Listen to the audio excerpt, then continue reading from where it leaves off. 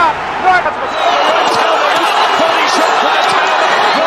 Referee having a close look. Welcome back to Fantasy Fights as we look at ranking the top heavyweights of all time. And this is the second generation from 1904 to 1929. If you're interested in those years and those fighters, you'll enjoy this. And before we get going, please hit that like button and subscribe. All right, let me go over the generations and how I rank these. As I've said before, I don't like to cross-generation rank people from 30, 40 years apart. Each generation is anywhere from 22 years to 26 years in length. The first generation ended in 1904 with the retirement of Jim Jeffries. 1929, the retirement of Gene Tunney. Third generation ends 1955 with the retirement of Rocky Marciano. Fourth generation, 1979 with the retirement of Muhammad Ali. Fifth generation ends in 2004 with the retirement of Lennox Lewis. And the sixth generation will probably have something to do with Alexander Usyk in 2025, 26, 27, whenever he leaves the ring. All right, now let's look at the rankings. At number 30, we have Tommy Burns, who was the heavyweight champion of the world in 1906 to 1908. 5'7", 168 pounds, from Canada. Was just not, he's fast, quick, but he had very little size, and he did not have a whole lot of victories. That's why he's ranked so low, comparatively speaking. Remember, this was right before the Great White Hope era, when Jack Johnson won the title from Burns in 1908. So the heavyweight landscape at that time was just, you had a lot of smaller heavyweights. I mean, you had Stanley Ketchel, who was the middleweight champion, fighting for the heavyweight title. Philadelphia Jack O'Brien was not a heavyweight. Burns himself was not a heavyweight at 168. So the fighters at this time were at the beginning of this generation are really not as strong, and you're going to see the heavyweights get a lot bigger and stronger and faster as we get into this generation after the Great White Hope era expands. At number 29 is Floyd Johnson of Iowa, 6'1", 196. Here he is in action against Jess Willard, the former heavyweight champion in 1923. This was probably his biggest fight, and he's going to lose that, but he did have wins over Bill Brennan, Rojas, and Fred Fulton. Coming in at number 28 is Bill Brennan, who mainly is known for his 2 fights with Jack Dempsey. Prior to Dempsey winning the title, Brennan really gave him a good run for his money. Therefore, he got a shot at the title. Brennan really didn't have that many big victories, though, outside of the Dempsey fights, and he lost both those. He opened a bar in New York City with his money that he made from the Dempsey fights. And in 1923, he asked a few customers to leave. They were gangsters, which I don't know that Brennan knew that or not. But they had a friend of theirs come in and ask Brennan to step outside. They snuck up on him. Anyway, they shot him and killed him. So Brennan was shot in 1923. But he was a fine boxer. And as I said, remembered mostly for his fights with Jack Dempsey. Coming in at number 27 is Luis Filipo, the wild bull of the Pampas from Argentina. Made quite a stir when he came to the country. He was big for that time. 6'2.5", 216, 79-inch reach. Just wild as a corn cob. Had a big win over Jess Willard in 24, Bill Brennan, Gunboat Smith. But overall, his record was not spotless. He's remembered the most for his fight with Jack Dempsey. Historically, one of the most memorable fights in history. He knocked Dempsey out of the ring. Dempsey came back in the ring and in the second round knocked him out. This really made Dempsey one of the most exciting athletes of his time. Coming in at number 26 is Tom Heaney of New Zealand. Heaney is mostly remembered for his title fight against Gene Tunney. Matter of fact, it was Gene Tunney's last fight. He retired afterwards. Heaney did have 2 good wins against Risco and Maloney, 2 guys that are ranked ahead of him. And we have footage of this fight between Heaney and the champion, Gene Tunney. And he is eventually knocked out. Coming in at number 25 is Luther McCarty of Nebraska, 6'2", 200 pounds. He unfortunately died in the ring. Arthur Peckley knocked him out, I believe, in the first round in 1913. He had fallen from a horse or been drugged by a horse about a week earlier, obviously had a concussion, had not recovered from it because the blow was not considered to be that damaging. He was the first of the Great White Hopes. I wouldn't say the first of many, trying to reclaim the heavyweight title from the African-American Jack Johnson after he won the title in 1908. So this is the first of many that we're going to talk about. Unfortunately, he lost his life, but he was a quality fighter. Coming in at number 24 is Jess Willard from Kansas, 6'6.5", 230 pounds, another one of the Great White Hopes. He defeated Jack Johnson, who was way over the hill in 1915 in Havana, Cuba. Johnson said till his dying day that he threw the fight. Well, my question to Johnson is, why would you wait till the 26th round of a 45-round fight to throw it? But that's what happened. Johnson was knocked out in the 26th round. As soon as Willard won the title, he did not defend it, only once against Frank Moran, who was not a real high-quality fighter. Willard lost his title in 1919 to Jack Dempsey and had a couple wins in the 1920s, but he is ranked at number 24 because he didn't fight a great deal. Coming in at number 23 is kind of a surprise, Kid Northfork. He was from Baltimore by way of Panama, actually took his name from the street he lived on.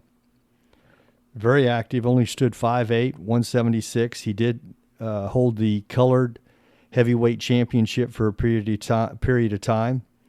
Had wins over Gunboat Smith and Billy Miskey, who are in this ranking, and I have some video clips here of him against Jeff Clark. Very competitive fighter. Once again, had to overcome the racist period of time. Usually got the short end of the fights and the purses, but nonetheless, a very strong fighter. Paulino Euskadin of Spain comes in at number 22, and we've got some footage here of him. He burst onto the scene with his victory over Harry Wills, and if you know anything about boxing in the 1920s, Harry Wills was, if not the best, he was one of the best fighters. He just happened to be half African-American, but he was well past his prime when he lost the fight to Paulino. But that's how he burst onto the scene. He was a contender from 25 to 31. And in the 1930s, he lost quite a few fights. But in the late 1920s, he was definitely a factor. And this is the fight against Harry Wills that you see. He knocks him out. Number 21, George Godfrey. His colored heavyweight championship was an official title. I think a lot of people think that it wasn't. They actually fought for that because the African Americans could not fight for the heavyweight championship. They were blackballed. This was one of the better fighters of the period. Hard to say how good he could have been had everything been equal, but he did beat Jimmy Maloney, who was really good, and he did beat Paulino and Pierre Charles, and he won the IBU heavyweight championship. Here he is against Primo Canero. This is two really large guys. Canero was 6'5", 260, and Godfrey was 6'3", 220. Godfrey was getting the better of the fight, and of course, against Canero, you're not going to get a fair shake. He was disqualified. Canero won the fight. Godfrey didn't even get his purse in that fight. All right, let's review this, 21 through 30. Got Godfrey, and you can see the numbers out beside him. That is not an accurate, but it's pretty close. That's what it does is it adds up the fighters that they defeated that are in this top 30 as a multiplier. So it's an indication of just how effective they were during their careers. And as you look through there, let me know if there's somebody you think should be on there or is too high or too low. At number 20, Battling Levinsky. Very active heavyweight, had an impressive record. Wins over Jack Dillon, Gunboat Smith, Billy Miskey, Bill Brennan. Fought a lot of different people. But unfortunately, we don't have any footage of him. Coming in at number 19 is Jack Dillon, and we have the same problem with him. We don't have any footage, but he has a total of 49 points, and you can see the people he beat. Gunboat Smith, Levinsky, Billy Minsky, very active. He was actually no more than a light heavyweight, but he fought among the heavyweights and did rather well. Now we're getting into a lot of the great white hopes during this period.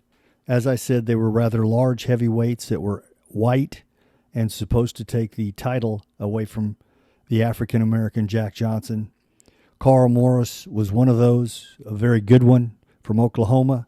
You can see some of his victories there. Fred Fulton, Gunboat Smith, Levinsky. 6'4", 200 pounds. Unfortunately, we have no footage on him either. And then Gunboat Smith comes in at number 17, just ahead of him. Won a string of fights, beat Jess Willard. Had a win over Sam Langford, which, we don't know if that fight was legit, but we're going to give him credit. 6'2", 183. Coming in at number 16 is Fred Fulton from Minnesota. He was very successful, 6'6", 215, and I believe he did actually beat Sam Langford in a legitimate fight. Gunboat Smith, Frank Moran, and Kid Northfork. He won a series of fights for a long period of time, and was considered the number one contender till Jack Dempsey knocked him out in the first round in 1918.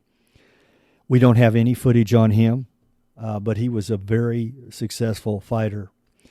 Young Stribling came along much later during the generation, from 1923 to 31. We do have some footage on him, and he was very active.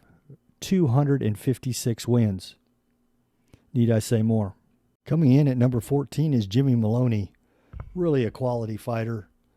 Had wins over Jack Sharkey, Charlie Weinert, Johnny Risco, Primo Canero, Jack Delaney, Tom Heaney. He fought them all, and you can see his point total there. That's the rankings and adding them up. Sharkey is here on the right, and Maloney is on the left here as they're fighting. This is a critical fight in 1927 because the heavyweight title is really active at this time.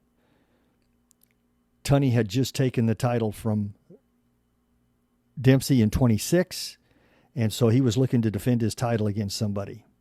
And there's Sharkey putting Maloney down. Maloney pops back up. Remember the rule, you didn't have to go to the neutral corner. They're not going to change that rule until the 27 fight with Dempsey-Tunney. And there you can see Sharkey knocks him out. Devastating blow. But Maloney was one of the top fighters, and that's why he's so highly ranked during this period. Coming in at number 13 is Tommy Gibbons of Minnesota. He was little more than a light heavyweight, but he'd only had 2 losses in his career when he met Jack Dempsey in 1923 in Shelby, Montana for the heavyweight championship of the world. And you can see his wins over there. He's got a total of 63 points, which is a very high total. Dempsey's in the white trunks here. And Gibbons had good size for a light heavyweight. He ballooned up to, I believe he weighed 179 for this fight. And you can see that Dempsey is going to win a 15-round decision. Gibbons had never been knocked off his feet. So he was a quality fighter. Possibly could have been ranked a little bit higher. But he didn't fight a long time after this. Coming in at number 12 is Joe Giannetti from New Jersey. Won the colored heavyweight championship for a period of time, 5'10", 196. Defeated Sam Langford and Sam McVeigh. And you can see his total is 72 points. Very impressive.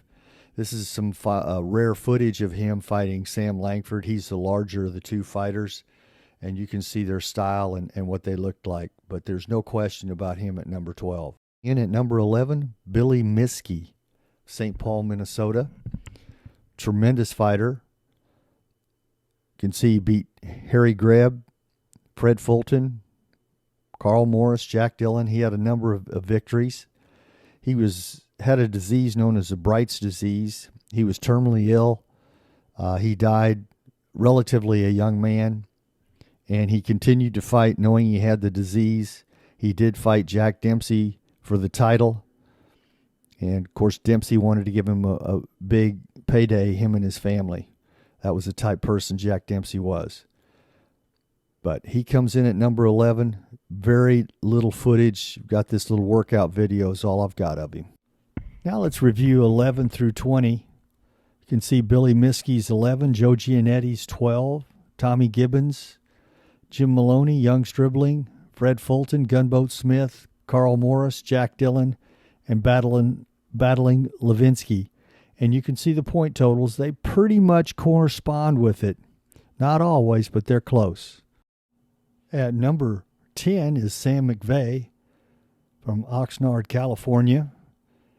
And most of his opponents were African-American, black. You can see he had an impressive list. And we've got a little video of him here battling Jim Johnson, who actually fought Jack Johnson for the heavyweight title. I believe it was in 1914. He's very physical, very strong. His life ended very tragically. They found him after his career. I believe he was in the late 30s, early 40s. But he died relatively a young man. Sam McVeigh. Next up is Johnny Risco, coming in at number 9. And look at the list. Jack Sharkey, Tommy Loughran, Max Baer, Ernie Scalf. He had some impressive wins. And, of course, he's got the highest total that we've come across so far at 109. But, unfortunately, we don't have any footage of him. But he definitely earned that spot. He was a very active heavyweight. One of the most impressive heavyweights comes in at number 8, Tommy Loughran. He was actually a light heavyweight that moved up to the heavyweight division, and he was an ultimate boxer. You can see his impressive list over there of people he defeated. I have some really good footage of him fighting James J. Braddock, who is going to become the heavyweight champion of the world in 1935. Some 6 years after this fight with Loughran. Loughran was one of the best fighters in the world, no question about it. And really, you could easily rank him higher than this. Coming in at number 7 is Jack Sharkey, future heavyweight champion from 1932 to 1933. Beat a long list of people. He was one of those fighters when he was on, he was really good. And when he had an off night, he was not very good. Could have been ranked a lot higher and a lot lower. Jack Sharkey. This video clip is of him and Jack Dempsey in 1927 to see who would fight Gene Tunney. Sharkey believed he was fouled in the 7th round, turned to the referee and complained. Dempsey took that opportunity to knock him out. Dempsey won the fight and went on to fight Tunney for a second time in 1927 for the heavyweight title. At number 6 is a middleweight, Harry Greb. You can see he had 261 victories, and he's the only man to ever beat Gene Tunney. He was a tremendous fighter. We don't have any footage of him. We do have a little footage of him working out. But he was just an incredible fighter. He also died rather early in life. Went in for a routine, not a routine, but an operation on his eye. Had complications and died in the mid-1920s. Just a really talented boxer and a tragic story. Coming in at number 5 is Sam Langford. Fought all the way from the lightweight division all the way up into the heavyweight. One of the most legendary fighters in boxing history. He's in at number 5. We do have a little footage of him fighting Bill Lang in 1911. He had 210 victories, 5, 6.5, 180 pounds, and you can see the list. He could definitely be ranked higher. At number 4 is 6'2", 190-pound colored heavyweight champion that never got a shot at the heavyweight title, Harry Wills from New York City. And you can see he met everybody. He was one of the most dominant fighters for about a 10-year period of time. Outstanding. Here he is. The footage we have is of Louis Faripo, the Wild Bull of the Pampas, in their fight in 1924. Number 3 is Manasseh Mauller, Jack Dempsey, heavyweight champion from 1919 to 1926.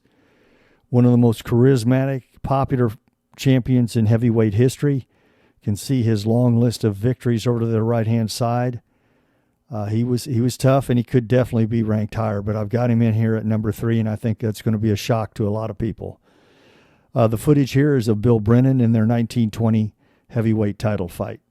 To the surprise of many, at number 2, I have Jack Johnson, heavyweight champion of the world from 1908 to 1915, most controversial fighter in heavyweight history, no question. And I know a lot of people are questioning why he's ranked number 2. And he's a tough one. We've got footage of him here fighting fireman Jim Flynn in 1912, and another title defense, 1910 defense of his title against Jim Jeffries. He was an incredible fighter, and he comes in at number 2. To the surprise of many, Gene Tunney is number 1. He was a heavyweight champion from 1926 to 1928. He lost one fight in his entire career. That was to Harry Greb, and he avenged that fight on 3 different occasions. He beat Jack Dempsey for the title in 26 and then again in 27. He came up from the light heavyweight ranks. He was called the Fighting Marine. I feel real comfortable with him being number 1. This is a pretty impressive top 10.